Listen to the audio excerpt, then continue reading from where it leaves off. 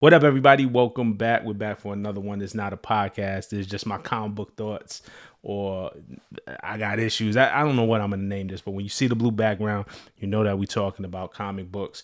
I appreciate everybody who comes to this channel and supports all my music commentary. And, we're still going to do that. Music is my love, my first love, my primary love, but I got a love for comic books.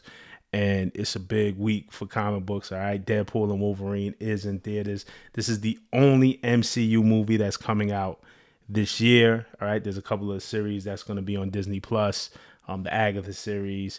But as far as MCU movies for the year, this is the only one. Been waiting on this movie. I mean, look, man, you see the Deadpool shirt. Look, I gotta unbox this, but definitely got the Marvel Legends, the Deadpool toy, right? And then we're talking about Deadpool Wolverine. I mean, come on, man. Y'all know my collection, man. First appearance of Wolverine right here in Hulk 181. First appearance of Deadpool right here, New Mutants 98. I actually got this off the newsstand. I bought this off the newsstand in Flatbush, Brooklyn. So, these characters, man, I've been waiting for this, man. This team up has been super dope. So I'm going to go through this video. Definitely there's some spoilers. So if you haven't seen it, please click away. If you don't want the movie to be spoiled, click off, but I'm definitely going to go through it, talk about it a little bit, but more so talking about my favorite parts, some of my favorite Easter eggs and things like that. I'm not going to lie, there are channels that do this amazingly well. Screen Crush is one of my favorites. Heavy spoilers. I got to get my editing up to get to that level. So we're not there yet. We're going to build, but we're going to talk. We're going to have a conversation about the movie. So basically, the short of it, and I'll do a quick recap for those who maybe don't know the business side of it. But prior to the Marvel Studios having their own studio, so this is the Iron Man films, the Avengers films, all the big movies that you've seen. Before that, we had X-Men, we had Spider-Man. So X-Men was Marvel characters, but Fox Studios owned the movie rights. So all those early X-Men movies were through Fox. And when the Marvel Studios finally took off, and with the success of Iron Man and Thor and Captain America and all of the Avengers and the Infinity War and Endgame and all of that, Marvel got so big, but they didn't have the rights to their own characters. They didn't have the rights to the X-Men. Well, Disney eventually bought Marvel, of course, and then Disney eventually bought Fox. So Disney owns all of the IP for all of these characters, but still it took a couple of years to merge. So what this movie does on a business level is it merges that X-Men movie universe with Marvel. And there's a business reason for it now, because Disney now owns Fox. So Disney has the rights to those characters. Marvel now has the rights to use those characters, those X-Men characters. So that's why you see Wolverine return, look, the X-Men movies weren't that great. There was some really good stuff that happened. There was some stuff that was not so great, but Wolverine was always a high point. That last Logan movie is key here. So before going to see Deadpool Wolverine, definitely check out Logan, because this picks up kind of where that left off. And then the other thing is like, okay, now that Marvel can officially make an X-Men style movie, Deadpool and Wolverine are both X-Men characters. Also too, the first two Deadpool movies were Fox movies.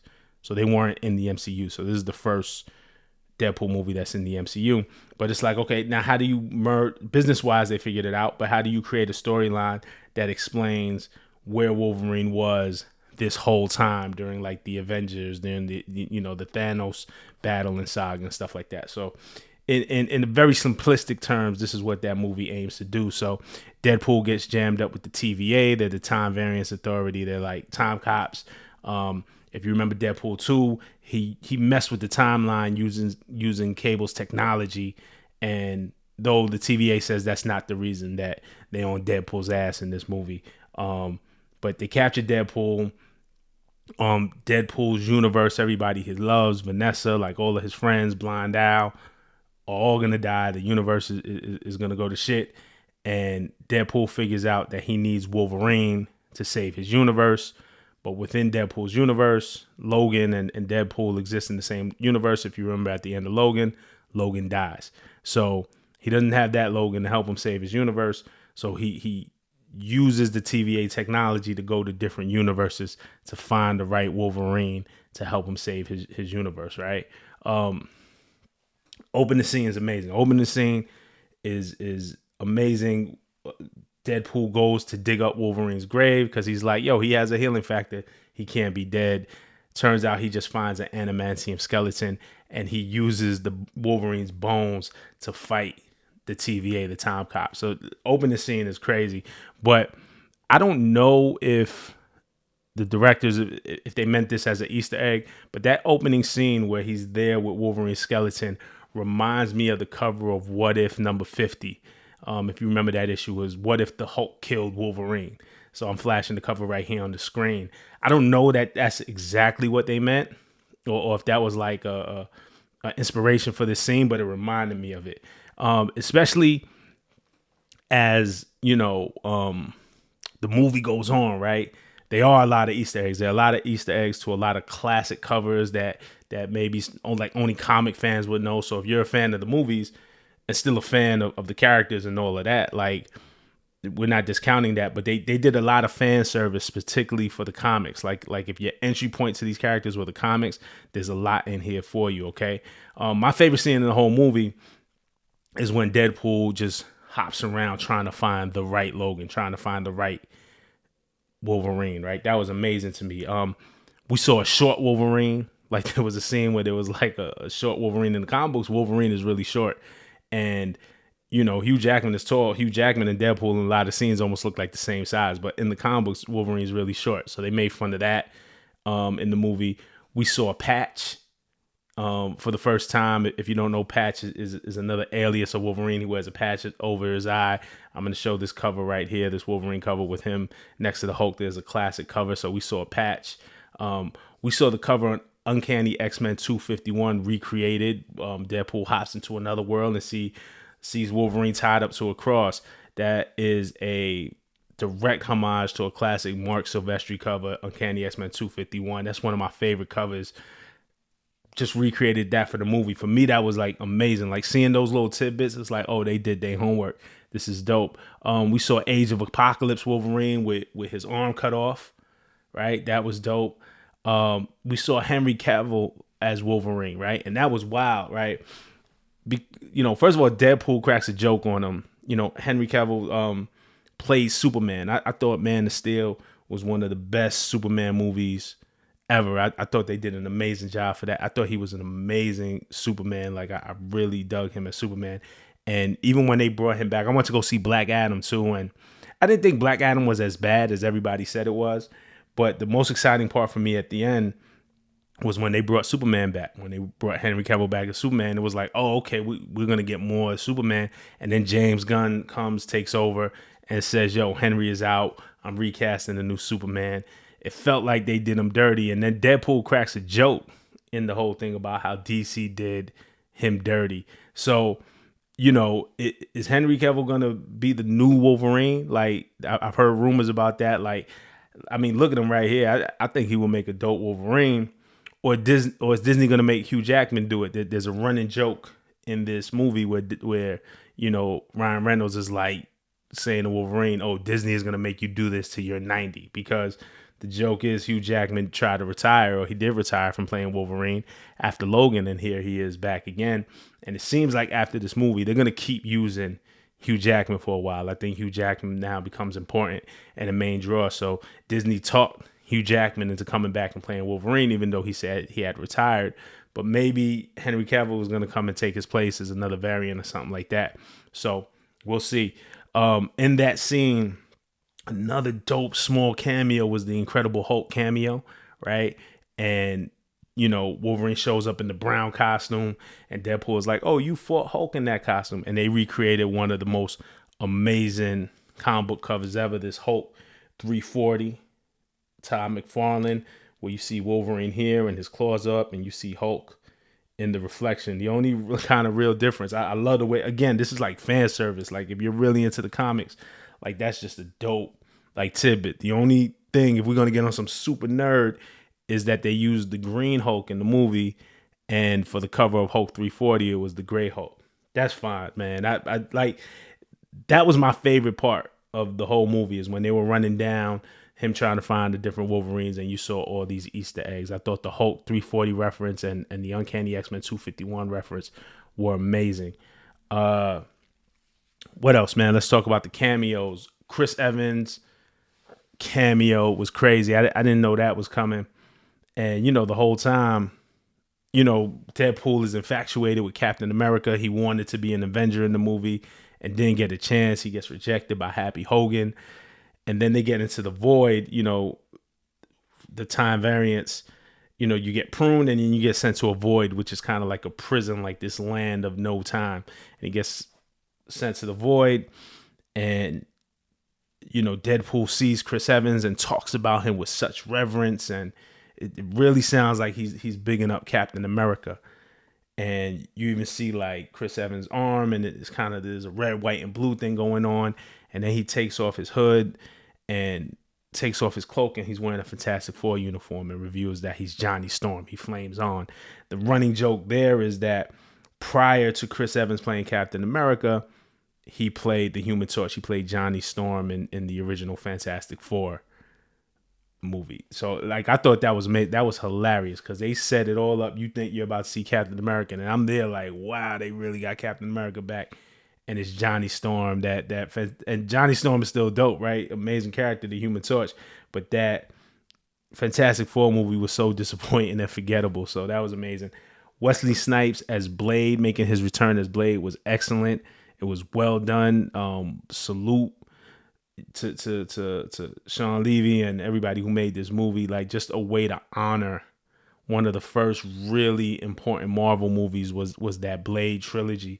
And Wesley Snipes starring as Blade. Before then, there hadn't really been a good Marvel comic book movie. There was a Thor made for TV movie, and there was the Hulk series and the Hulk made for TV movie. Those were pretty good for what they were at the time. There was a Captain America straight to video movie that was terrible. But when Wesley Snipes played Blade, it was the first first Marvel comic book adaptation that we saw on the big screen. Because of course we had Batman with DC, we had the Superman movies with Christopher Reeves, which were excellent and classic for their time. But Wesley Snipes as Blade was it was a thing. And even back then, that wasn't, I remember that not being marketed as a comic book movie more so than it was marketed as a vampire movie, but obviously rooted in Marvel and Blade being a Marvel character. I think them putting Wesley Snipes in this movie was amazing. Also made some jokes about, Wesley Snipes says, "Oh, I'm the one and only Blade," and Marvel's been trying to make a new Blade movie with Mahershala Ali, but they've been having script problems. They've been having director problems. This movie keeps getting delayed, so Deadpool makes a joke for that. Gambit is in the movie, man. That first appearance of Gambit right here, Uncanny X-Men 266. Maybe the first appearance of Gambit. It's debatable with X-Men Annual 14. If you know, you know. But Gambit, one of my favorite characters. Again, I bought this maybe a little bit after it came out, maybe a couple months after it came out, but I got this in the 90s. So it was always rumored that Channing Tatum was going to play Gambit, and he was going to get his own Gambit movie. And so they put Channing Tatum as Gambit in this. And that was funny as hell. It was hilariously bad. Like, they made him bad on purpose. His accent was so ridiculous. This New Orleans accent, it was just ridiculous. Deadpool even compared the way he talked to the minions from Despicable Me, which was, I just thought that was excellent. Like, they made that character bad on purpose. They made fun of that character. It was super entertaining. Jennifer Garner as Elektra. We had the original Fox Sabretooth. We had the original and the terrible Juggernaut. We had X-23 in here from the Logan movie. So the cameos, the characters that they brought back was super dope. Just even the bad ones, like Jennifer Garner as Elektra was terrible, but the way they brought it on screen and kind of paid homage, like even acknowledging the bad points of these superhero movies, over the past 25 years, it was dope the way they did it. Main villain in this, Cassandra Nova, who's Xavier's twin, Professor Xavier's twin, that Professor X killed in the womb because he sensed that she was evil, but she didn't really die. She found herself a new body. She has all the powers that Professor X has. So that was dope. And then Paradox from the TVA is another villain in here. You know, I thought those were cool. This didn't have the greatest villains, but they didn't need it, man. The movie did just enough. The Easter eggs were amazing. You know, I broke down a lot of comic book Easter eggs. Liefeld's just feet was funny. Shout out to Rob Liefeld, the creator of Deadpool and X-Force and Cable, and you know, the knock on Rob Liefeld is that he can't draw feet. So, you know, a lot of times he'll cover it up with smoke, or the feet will just look bad or disproportionate. Or he'll draw these big characters with small feet. Like, how can those feet support that body? So that's the knock on Liefeld's art. Actually, I'm a fan of Rob Liefeld, a big fan. You know, I think dude is just exciting. You know, do I love every piece of art that he does? Nah, I could criticize it as you could criticize anything. But, you know, I think dude has a way of creating characters and hyping up. He just makes comic books exciting, and he makes them fun. So I'm a big fan of Rob Liefeld. So that was a dope Easter egg. You know, it was funny. I was disappointed. I thought we got Lady Deadpool in this, which is dope. And I thought they were going to unmask Lady Deadpool at some point, because there was so much about Taylor Swift being a part of the movie. These were rumors, you know, first being in this movie as Dazzler. Like, I really believed the Dazzler rumors. I thought we were going to get Taylor Swift as Dazzler. I thought that was a no-brainer, but that didn't happen. And then after the Dazzler rumors died down, they were like, well, maybe Taylor will be in the movie as Lady Deadpool. Then people speculated that maybe it's Blake Lively as Lady Deadpool. And I forgot to look at the credits. So first of all, we never seen Lady Deadpool unmasked, which to me, I was like, damn, like I thought we would get kind of that Easter egg finally to get that reveal after so many fans, just so much speculation, right? But I forgot to look at the credits when the credits rolled. But when I came home, I looked on IMDb, and Blake Lively is listed as Lady Deadpool. So that, you know, that was pretty cool. You know, basically, what does this mean for the future of Marvel? Deadpool, to me, makes a lot of fun. Not to me, but he did it in the movie. Deadpool makes a lot of fun of the multiverse, of the concept of the multiverse. He made a joke about how they use it to cover up dumb mistakes. And, you know, that's been my knock against the multiverse this whole time. Even in the comic books, it gets really confusing. It gets hard. You know, one of the dope things, at least when I was growing up on Marvel, and maybe there's another discussion for another video, but when I was growing up on Marvel, like, the continuity made it really dope. And sometimes it was hard to follow along, but they did a really good job at reminding you what you needed to know. So you can kind of pick up a Marvel comic at almost any point, and you'll get the gist of it, right? And the continuity was really dope. And now it feels like there's no continuity. Like the multiverse just continues to erase things. You know, you'll get, right now we have like 3 different Wolverine comics on the stand at the same time, and none of them exist in the same world. Like, there's kind of no continuity. Which one connects to the X-Men? Which one connects to that one? It gets a little confusing. So I didn't really like the multiverse in the comic books, right? I thought it was a way for them to be able to make dumb mistakes and then cover it up and say, oh, that just happened in another universe.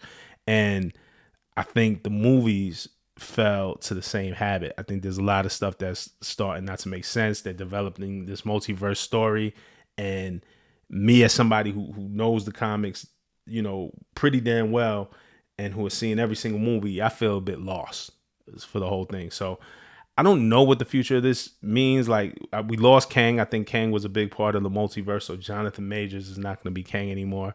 They may recast him, but I think I think Marvel is going to peel back the multiverse a little bit. But I do think part of this multiverse story is going to lead into Secret Wars, Avengers Secret Wars, which we know is coming. And, you know, eventually I think this is also setting up bringing, you know, the X-Men from the Fox universe into this Marvel universe, Earth 616, right? For if you read the comic books, everything that we've seen on the screen in terms of Marvel movies has been Earth 616. The X-Men have existed in a different universe, Earth 10005. So I think this is going to set up X-Men versus Avengers, and San Diego Comic-Con is this weekend. And I have a feeling they're going to announce, there's been a lot of rumors about Avengers versus X-Men movie. So I think this Deadpool Wolverine starts to set up or plants the seeds for Avengers versus X-Men. Which would be cool, but I'm not gonna lie, I'm fatigued of this multiverse saga. End credit scene, that there was a dope X-Men montage at the end that was like really kind of emotional, just showing B-roll and behind the scenes footage of all the different X-Men movies. And not all those movies were great, but just paying homage to all the actors and actresses that paved the way and all the characters that paved the way. And then the end scene was pretty funny. It doesn't have any consequence of future movies, but there's a funny end scene where Deadpool kind of justifies how he snitched on Johnny Storm and got him killed by Cassandra Nova. Overall, yo, this movie was great. Like it did everything I needed it to do. You know, this movie was dope, but there were a couple of things obviously that we could be critical of, but overall I thought the movie was dope. I thought it was funny. I think it's the best Deadpool movie out of the three. I think seeing Hugh Jackman back on screen is amazing, and I don't know what this is setting up for the future. Like, I'm not 100% sure, but it has me excited to see the X-Men within the Marvel universe. And, I think that's going to be pretty cool. But those are just my thoughts. I want to know what y'all think. So hit me up in the comments, like, subscribe, comment, do all of that. And I'm right here talking back with you, all right? Until next time. Peace.